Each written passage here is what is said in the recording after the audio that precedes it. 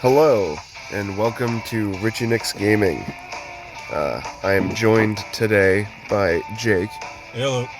and we will be continuing our in-depth discussion of Earthbound while we continue the World 3 League Championship. I am up by a game. Nice. And your name is Earthbound? Yep. Okay. I changed it during our discussion and I never changed it back. Alright. This is potentially the last game of the championship, so fingers crossed on that. Don't forget to follow me on Twitter, RichardNickScam1. Please like, please subscribe, please share. Don't forget to check out Jake's channel, Streetlight Productions. And let's jump into some baseball. I think it's nice how your team name is Earthbound and the logo is the Easter Island head, because Earthbound revolves around going to 8 locations of wonders of the world that perhaps had some alien intervention. Not saying the Easter Island heads are alien intervention, but people like to think that. Yeah, they do. Even though that's like, if you ask me, where are the bodies? Bitch, does it need to have a body? Like, you could have just carved a face. Right. I heard someone actually argued that, but where are the bodies? Maybe there isn't one. I don't know. You ever seen Maybe it's just the size of a baby's body in the ground. You ever seen the Mona Lisa? Where's the rest of her? Is it somewhere hidden? Right. I just never drew it. What's wrong with you? Anyways, so a few musical things about Earthbound. In some of the key moments of the game, there's actually 3 Beatles references in Earthbound. Oh, really? The first one is kind of a weird idiosyncratic take on gaming. It's kind of a parody moment in the beginning of the game. Someone asks you a question, and like usually when you answer questions from NPCs, you get a reward. Mm-hmm. This time you don't. Literally, this person just like, what band wrote the song something? So you can type in the answer. You type in the Beatles. Yeah. And if you get it right, he goes, that's right. And that's it. Oh. And you just walk away. Like, oh, Like, right. literally nothing happens. Thanks. Okay, thanks, bye. Like, literally, you had they gave you the whole, like, keyboard, type out an answer. There's only one correct answer. So anyways, and then in the Tunnel of the Past, they use an audio sample. That's like the first 2 seconds of All You Need Is Love. Okay. That first brass part that goes, bum, bum, bum, bum, bum, bum, bum, bum, bum. Yeah. That's, yeah. Like, did they use that exact sample? Because that's like an existing song. It's not just from that. Yeah, but I mean, just the way it plays, you're like, this is the All You Need Is Love. There's something about it that strikes out as very Beatlesy about it. Gotcha. Just want to point out that we are doing very well. I hope I don't jinx it, but we're already up 2 runs. Sorry. It just kind of echoes, because you're in like this cave with like, you're walking on like a grassy path, but it's sort of suspended in blackness and like I jinxed it. Alright, sorry. But it just goes, blah, blah, blah, blah, blah, blah, blah, blah, blah. It's just a weird place to begin with, so... Anyways. An error led to an out. I just want to point out that guy had no chance making it to second. He tried. I can't believe Pablo dropped the ball, though. That hasn't happened since, like... I don't know. He was a silver player. He's the diamond player. Is he your best guy? Yeah, he's my best guy. Named after the best kid in backyard sports. Gotcha. He had the best music. So anyways, the third Beatles reference in Earthbound is, oh, well, this one's a little on the fence, but at one point, there's a man whose dream it is to become a dungeon. What? Sure, yeah. No, you heard me right. And eventually he gets that dream, you find a dungeon, and eventually you get to a wall, and his face is sticking out of the wall. And you're like, what? I remember you. And he's like, yeah, I did it. Like, oh. Because his face is just like a normal-sized face sticking out of the wall. I'm a dungeon. That's real. That's in this game, for real. So These people were fucking tripping acid when they made this game. Yeah, it's just really well. Anyways, you get to like pilot the dungeon. It's a giant golem, basically. And Okay. eventually, you get to walk around the desert with it. And while you do, the drum line, it's just a drum that plays while you walk the golem. I think it's the track is literally called like Dungeon Walk. Okay. And this is the only time in the whole game it plays. And it's literally just the opening from the Sgt. Pepper's Lonely Hearts Club Band reprise. Yeah. Sergeant Lone Star Club Band. But the vocals don't come in, obviously. It's just but it's very clearly supposed to be that. If you listen to it, you're like, well, that's just a normal drum beat. Then you hear it, and you're like, okay, that clearly, is the same drum beat. That's about as sampled as you can get for a Super Nintendo game with that kind of hardware. So, and there's a few others as well, but I kind of forget. Oh, you take a ride in like this weird aircraft, and the music is very clearly inspired by The Who's Won't Get Fooled Again, the opening organ. Okay. I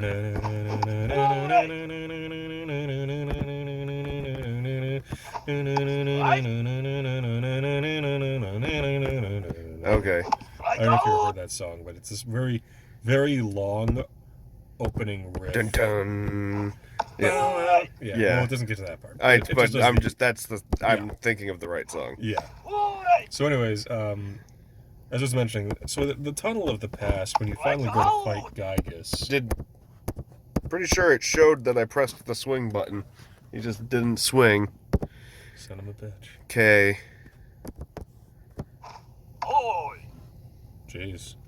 It's Darth Vader. Nice. Nice. That's it. Still ahead. So, anyways, so yeah, a man becomes a dungeon. That's like a thing. In one of the first battles against like a normal RPG foe, like you're on a boat in the water, and eventually you get attacked by a kraken. Okay. Which is like foretold, like, well, we better watch out for the kraken. And you're like, okay. And then there's a kraken. And then there totally is one, but in a strange twist with like your first like standard RPG enemy, the music is like crazy techno. So it's like, and it's very much like a club beat.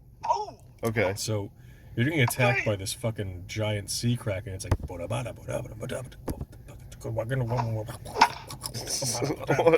and you're like, okay, this just cannot be normal for 1 second, can it?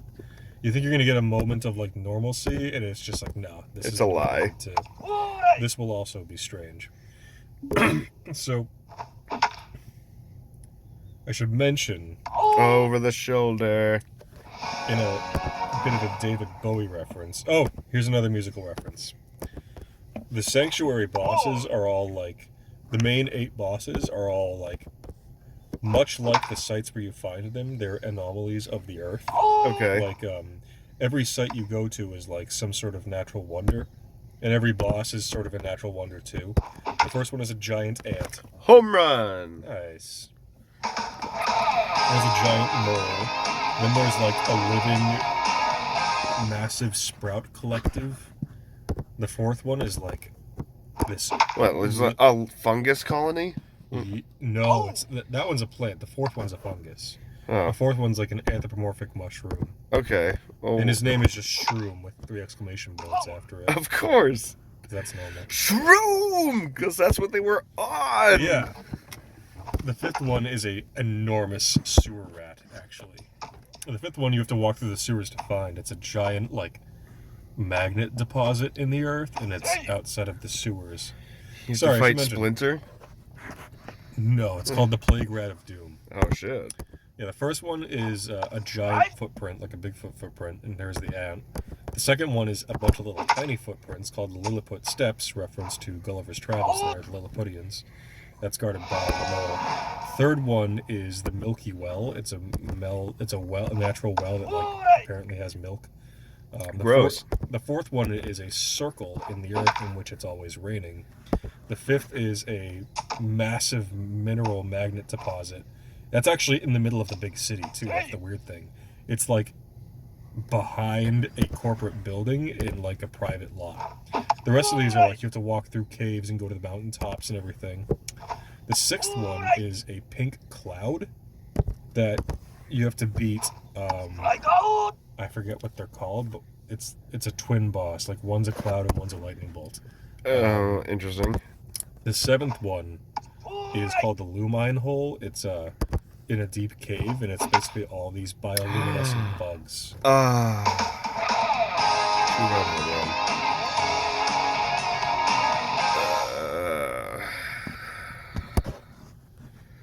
Whatever, still winning. Still winning. So the seventh one is in the Lumine Hole, which is this deep cavern that's lit up by all these bioluminescent like bugs and fungi. And that's guarded by, who was that one? Oh yeah, Electrospectre. And he looks really weird. He's like a weird, like lightning looking rock guy. The eighth one He's is a lightning rock. It's weird. He's like a rock carved out into lightning. It's very strange. The eighth one and the final sanctuary on Earth is the Fire Springs, which are like these underground volcanoes, which to me is the least odd thing. It's just a volcano, but whatever. Mm-hmm. That's guarded by Carbon Dog, which is like this wolf made of coal, like this with like lava eyes and stuff. Okay. But when you beat him, when you compress coal, Comes a rock. he becomes Diamond Dog, which is a reference to David Bowie's Diamond Dogs. And he's actually insanely difficult to beat. Diamond Dog is crazy. And then when you get all of them, Ness climbs like 10 levels in a heartbeat because he finally becomes in tune with the Earth. So if Ness wasn't your strongest party member, he is now.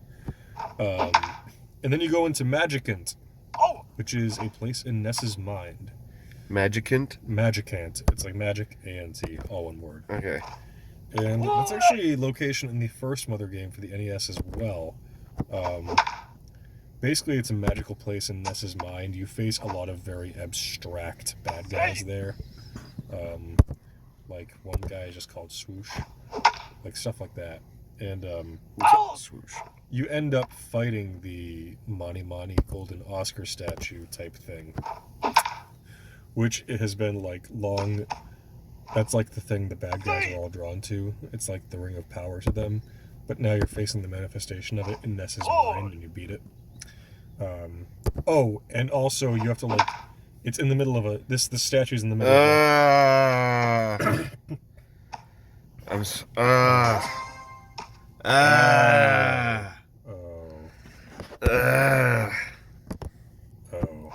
Yeah.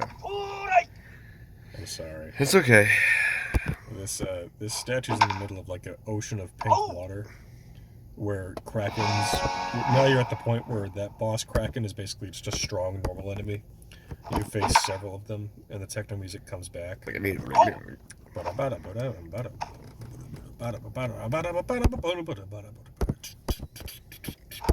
Just pull it up. Is it on your phone? Pull it up on your phone. Oh, I don't have my phone on me. Oh, you bitch. Sorry. Anyway, so then you go to the Tunnel of the Past. This guy gets us hiding in the past, and the theories here get kind of adult, shall I say? Oh? I don't know if I can like say them on this channel, to be honest. It's a video game. Well, here's the thing. It's the real meaning of the scene has long been thought to be something that's rather adult and kind of sad in nature. Let's put it this way. Here's what I can say without saying it. You are going to the past to take out the bad guy before the bad guy is essentially born. So, can't say that. What? Oh. Yeah. Okay. It's an abortion. The last battle's an abortion. You're going to kill a fetus. And they make that... Like, a kid would never figure it out, but when you're old enough, you're like, wait a minute. Yes! Home run! Nice. Inappropriate timing. So you go into the past, like you're literally going into the past to get the bad guy before he becomes a threat, so you're aborting it.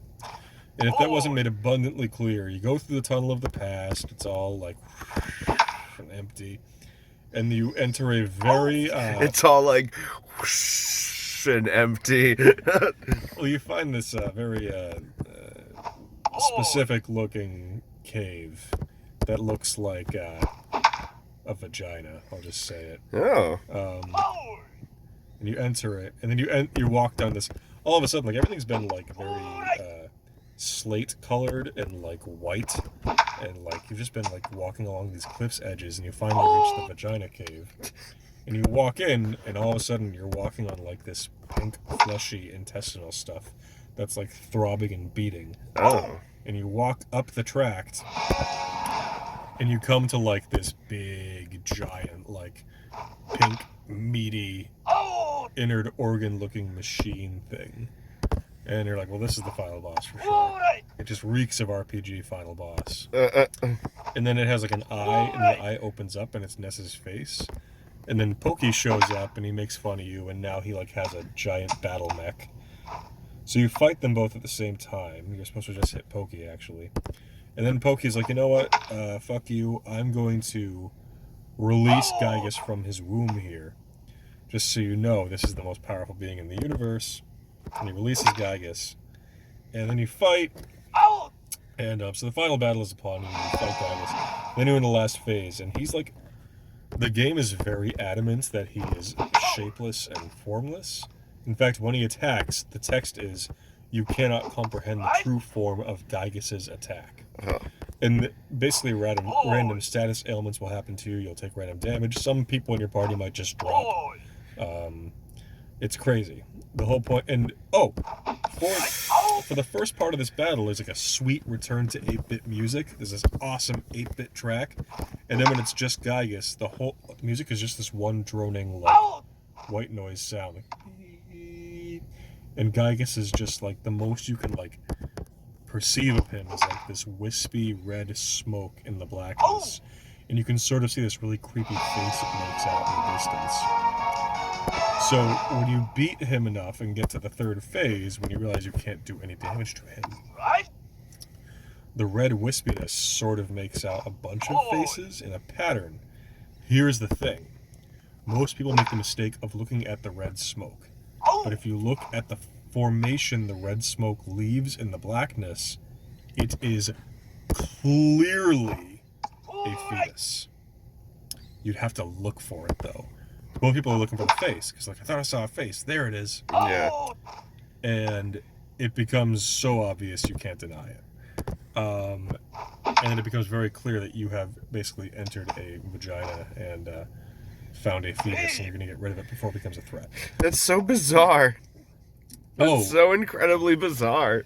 And the entire time you're attacking it at this point, it, like, sounds like it's moaning in ecstasy. What? Yep. It says things like, Ness, Ness, you're hurting me, Ness, don't. Ness, Ness, Ness, Ness. Like, it's very strange. And, apparently that scene was actually inspired by, I guess the creator walked into a movie when he was young that he was too young to go into. I think there was like a very traumatic scene of sexual violence, and it like stuck with him forever, and so he put it into this final battle. I think that's 100% true. That's weird. It's very... Because the whole game is relatively colorful and happy up until this final battle, when it's like, what the hell am I watching? Yeah. So the No only way. Sorry. No, it's okay. It's just lame. So the only way to beat him at this point is to have Paula pray, and usually the pray action combat will give you a random boost of some sort, or it will do nothing. In this case, what pray does is it activates cutscenes. All right, I'm sorry. Go for it. So it's the bottom of the 9th. Yep. I'm up by 1. Okay. I just got 1 out. All right. Unless they score 1 or more. If they score 1, we go into extra innings. If they score more, we lose. If they don't score, I win the championship. Like, not just this game, the whole thing. Sounds important. Yes.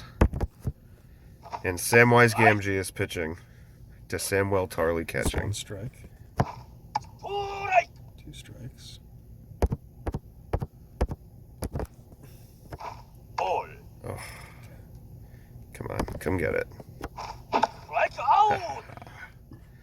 All right. Very nice. How many more outs? Just one. Just this last out. Come on. Come on. That looks Boom! Yeah, that's it. Chicka, yeah. Yay. This has We're been all a so lot. happy. Like, I haven't posted some of the games yet. Like, Really? yeah, it's been a lot. I've drawn like 4 games. It's Jeez. been nuts. This has been a really intense championship. Well, congratulations. Thank you. God damn. Yeah, I know. So First that's it. Maybe place. a new one, or? Cha-cha-cha. Yeah, I have to go to the World 2. I promised I wouldn't repeat the World 3 again. I don't know. Everybody is implying that like no one has played this far on YouTube. Really? Yeah. You are the first. I'm sorry I had to talk about a borderline traumatic part of a video game. Nah, Kinda you're good. Yep, World 2, here we go. nice. I should wrap up how that fight ends. Alright, hold on. Wait. Background music's probably really loud compared to... Let me just... Alright, people. That was awesome. Probably. Thanks. Yeah, so... Okay.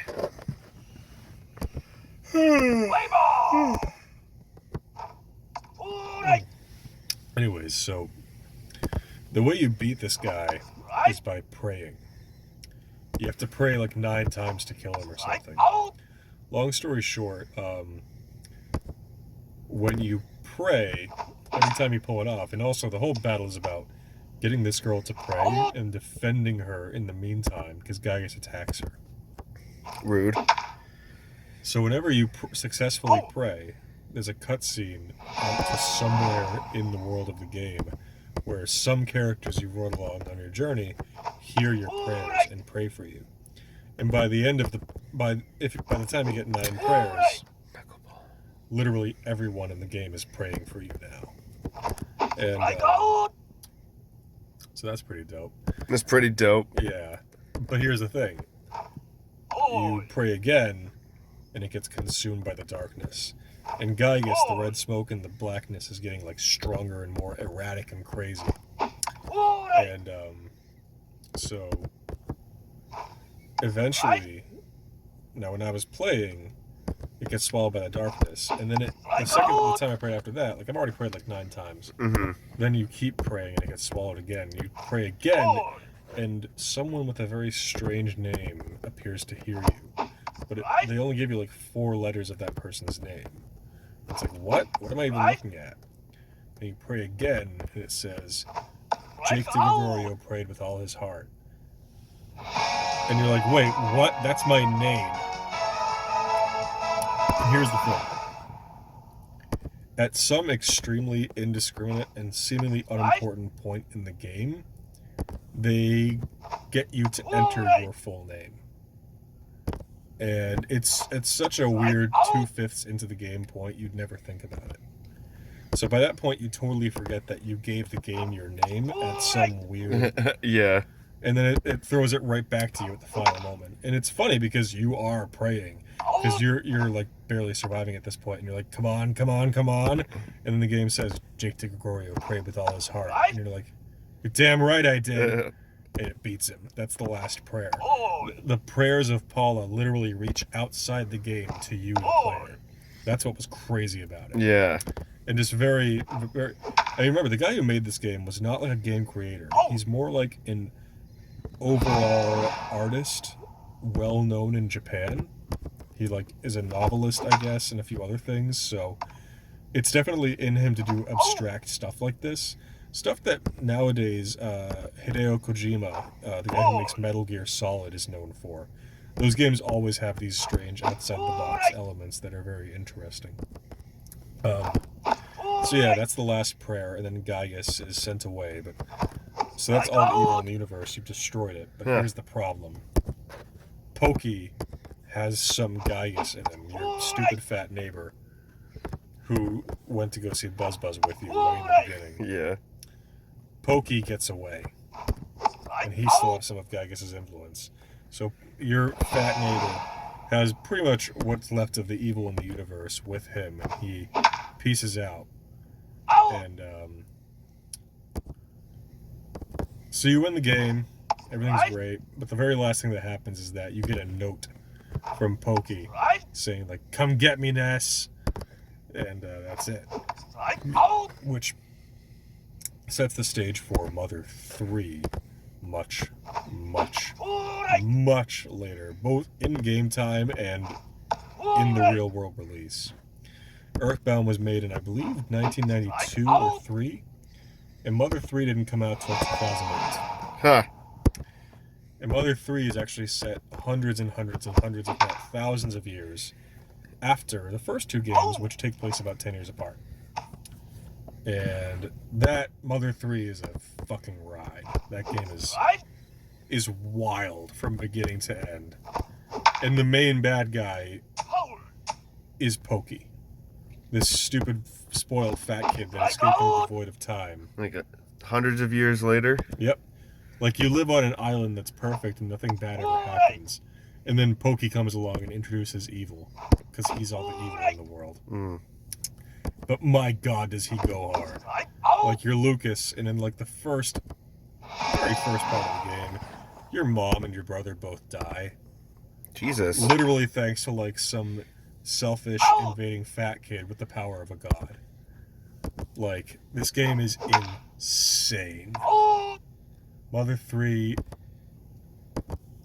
I can't praise that game enough. It's beautiful. It's from beginning to end. It's a masterpiece. I know a lot of people have played that game, and it's pretty rare to find someone who's played that game because it was never released in English. You have to get a ROM and like get a translation patch, which a dedicated team of Earthbound enthusiasts made, for the record. Anyone who's played it is like, that's top 5 best games ever. That game was incredible. And I have to agree. It's very different from the first two. The first two state their claim in that they're RPGs set in the modern era. Mm-hmm. And this one's interesting because you live on an island with like no electricity. Everyone lives off the land. It's like a socialist paradise, basically. And then someone comes along and introduces, like, dare I say, capitalism? I don't know if that's like exact, but they introduce TVs to you. They introduce money. Like, no one needs money before Pokey arrives. And Pokey has a bunch of, like, emissaries and people that, like, shill for him and vouch for him and let him, like, take over, basically, with his army. And, yeah. Mother 3 is beautiful, but it can be very sad at points. In fact, when you beat Mother... Ooh. Poor Luke. When you beat Mother 3, all that happens is that the world ends. Oh. Like, it's kind of a clean wipe. Like, you and the bad guy Jesus. are competing. Gotta clear the benches. So basically, although there is a great theory that I love that says that to understand this theory, you need to know that the team that made Earthbound went on to change its name to Game Freak, which is famously the Pokemon company. So here's the thing. Only 2 games these guys ever made were the Mother franchise, Earthbound, and Pokemon. There is a very solid theory that they take place in the same universe. 100% solid theory. Yeah. Because in Mother 3, the idea is that when the world ends in Mother 3, it gets reborn again. And that is the world of Pokemon. Gotcha. Because basically, first of all, PK powers, Pokemon, like, come on. Mm-hmm. And all the PK powers are like elemental powers, like fire, lightning, ice, all that stuff. And those are just alien psychic powers. Now, Gygus and Mew and Mewtwo look extremely alike. Oh, really? If you see Gygus from the first game, it's just Mewtwo. Swear to God. Huh. So as far as Gygus and his race being the source of all PK powers, and Mew being sort of a common ancestor to all Pokemon, Yeah. not to mention the third game, Mother 3, Poke's army, they start making an army of, like, beasts and animals called chimeras by merging different animals together. And these animals have elemental powers. And at first they're these very lazy, like, oh, it's a lion, it's a snake with a lion's head. But then they start getting more and more fluid, so it's less two animals put together and more like of a cohesive image. Mm-hmm. Including the ultimate chimera, which is fucking hilarious. Because at that point, all the chimeras are like an animal mixed with some other animal. Yeah. The ultimate chimera is literally its own giant monster, this pink, fleshy thing that kills you in one hit. Oh, Jesus. Yeah, it's actually kind of a minotaur. You're in a maze with it, and you see you have to run. But there is one shred of the original animal that it was. On its head, this giant beast, on its head is like a hood ornament almost, is this little tiny yellow canary. Like they somehow made the ultimate killing machine out of a canary. Oh my God. It's friggin' insane. So anyways, the idea is that the chimeras weren't destroyed when the world was destroyed. And a lot of the characters make it out, actually. Not to mention there is a sizable scientific economy made around the containment and production of these chimeras. Yeah. And remember, like, the world ends and starts again, and the chimeras are suddenly there now.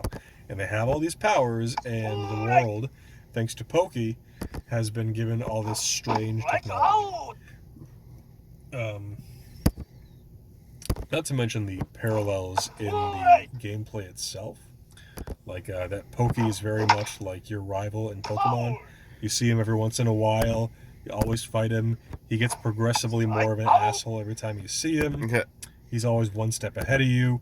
And then he surprises you by appearing with the final boss at the end of the game.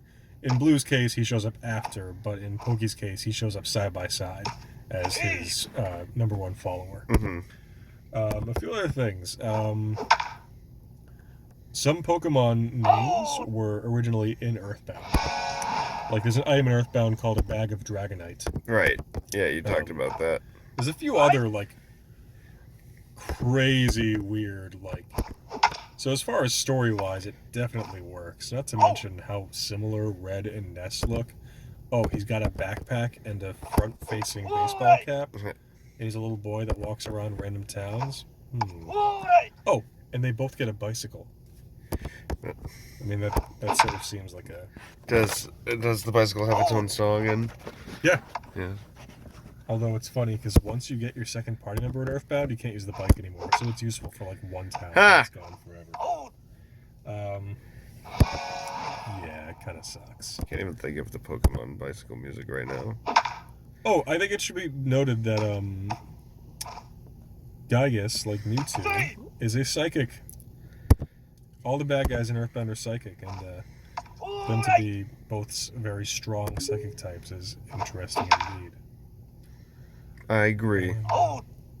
Yeah, I think that's all I got. I mean, I could go into the whole story of Mother 3, but my god, there's no way to compress it. It's one of those super epic RPGs, and there's just so much going on. It's not enough. It's too much for like 5 videos, I swear. So what else you got? Well, let's see. Here. How many Pokemon can you name? I can probably do the entire first 150 with Generation 1. I can probably do that. I don't know anything after Generation 1. Never played even like Gold and Silver? Nope. If someone gave you a piece of paper with 150 slots on it and said, do all 150, could you do it? Yeah, I bet I could. I bet it would be shockingly in order as well. Yeah, because, I mean, there is a bit of an order to it. You know, early game starters and then legendaries by the end. The end also has a lot of like single, no evolution, like wild, like Tauros, Yeah. Tangela. Although Tangela eventually got an evolution, I think. Kangaskhan. Yep. Kangaskhan.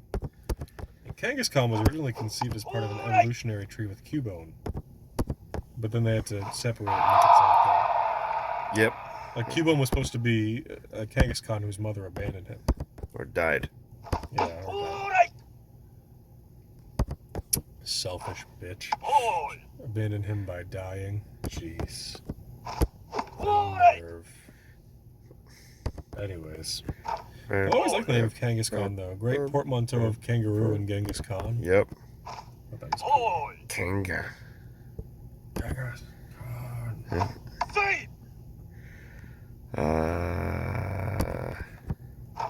Starts with Bulbasaur, right?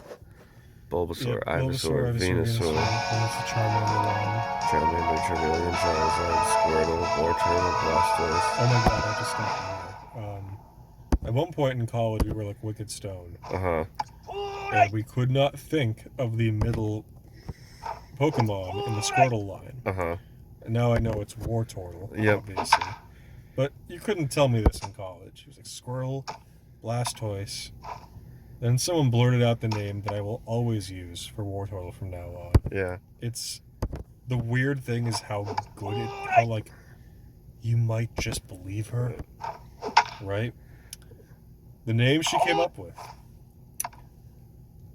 Turdaddledore. Turdaddledore.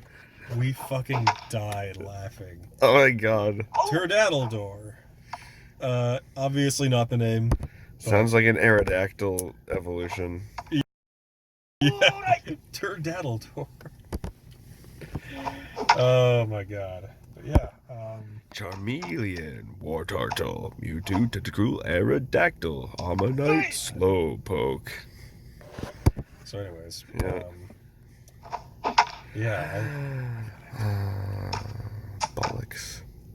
I was doing so well. I think, other franchises I know very well. I really gotta use the bathroom. Can you do that real quick? Just jump out and come back in. Sure. Okay, hold on 1 second.